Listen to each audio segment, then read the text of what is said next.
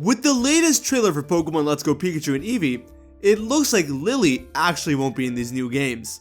But despite whether she's in these games or not, I still think it'll be cool to come up with a more Kanto-oriented team for her. Cause in the Sun and Moon, we never get to see her again after she leaves the Kanto.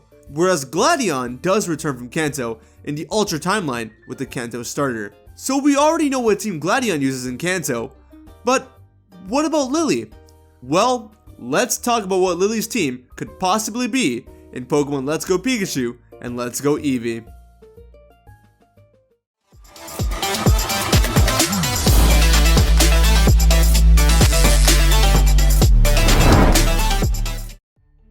What's going on, guys? HybridHero here.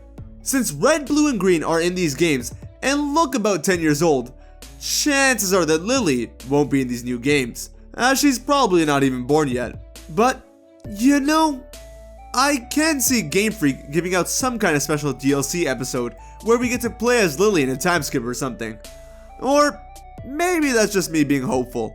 But regardless, I want to come up with a more Kanto-oriented team for Lillie, since she does visit the Kanto region at one point in the Sun and Moon timeline. Obviously, since we're constructing a team, chances are that I'm gonna be wrong with it, even if we do get a battle at some point in these games. Cause I was way off with our Ultra Sun and Ultra Moon team last year, so that's why this video is gonna be 100% for fun.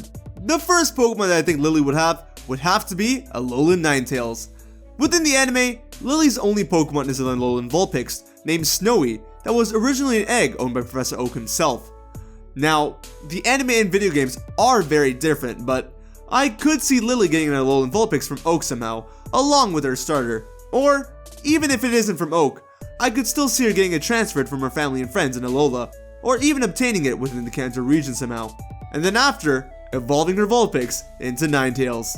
Alolan Ninetales is just a very elegant Pokemon, and really, because of the anime, Lillie makes it hard for the fandom to not associate this Pokemon family to her. So I think Alolan Ninetales is a lock. But if she were to receive her starter Pokemon from Oak, then what would her starter be? Well, it would more than likely have to be Clefairy.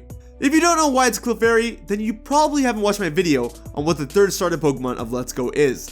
And I highly recommend that you go check that out. But even if you don't think it's a third starter Pokemon, or a Pokemon that she receives from Professor Oak, it's still safe to say that Clefairy is a lock because of Ultra Sun and Ultra Moon, as Lillie does use a Clefairy in those games. She even keeps it unevolved, so I don't see her evolving into Clefable at all. And that's fine. I'm sure if she were to have a Clefairy in Let's Go, it'd be one with boosted stats or something. On top of all this, within the anime, Lillie and Lucine's Clefairy grew up as playmates together and were said to be inseparable. And Lillie even has a Pokédoll with her that she gives to you in Sun and Moon, which again is in the form of Clefairy. So, I don't think there's any doubt that she'll have a Clefairy on her team. These are the only two Pokemon that I can be mostly certain about, but chances are, if she has more than two Pokemon on her team, these next two are very possible as well. Wigglytuff and Mr. Mime.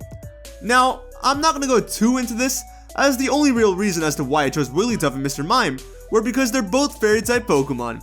The reason as to why I currently have Lillie as a Fairy-type trainer is because in Ultra Sun and Ultra Moon, Lillie uses a Comfey and a Ribombee, two Fairy-type Pokemon native to the Alola region. And as her Clefairy was already a Fairy-type, it's safe to assume that within the games, she's oriented more to become a Fairy-type trainer. So, that's why we have Mr. Mime and Wigglytuff. Trust me, if it were up to me, I would give her a variety of different typings for her team. But I have a feeling, even if she were to go on a journey in the Kanto region, she'd just stick to the Fairy typing anyways. At least with these two additions, she gets a Psychic and Normal type Pokemon on her team as well. That's all the Fairy type Pokemon within the Kanto region, and most trainers don't use more than 4 Pokemon on their team anyways, so I would end it there. But to have a little more fun, let's extend her team to 6 members and see what we can come up with. So if Lillie were to have more Pokemon on her team, I think she would really want to represent the Alola region, as that's the region she grew up in. So, I don't know how she's going to catch more Alolan forms without going into Goat Park. Maybe she actually plays Pokemon Go. I don't know. But regardless, I think the 5th Pokemon on her team would be an Alolan Sandslash.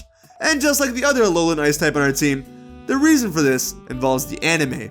Within the anime, Lillie actually befriended and commanded an Alolan Sandshrew who later evolved into an Alolan Sandslash. And while she doesn't catch the Sandslash, the Sandslash does give her the ICMZ. This leads me and many people to think that Lillie is being written to be an Ice-type specialist within the anime. And Lillie owning an Alolan Sandslash to symbolize her anime counterpart would be a nice little reference.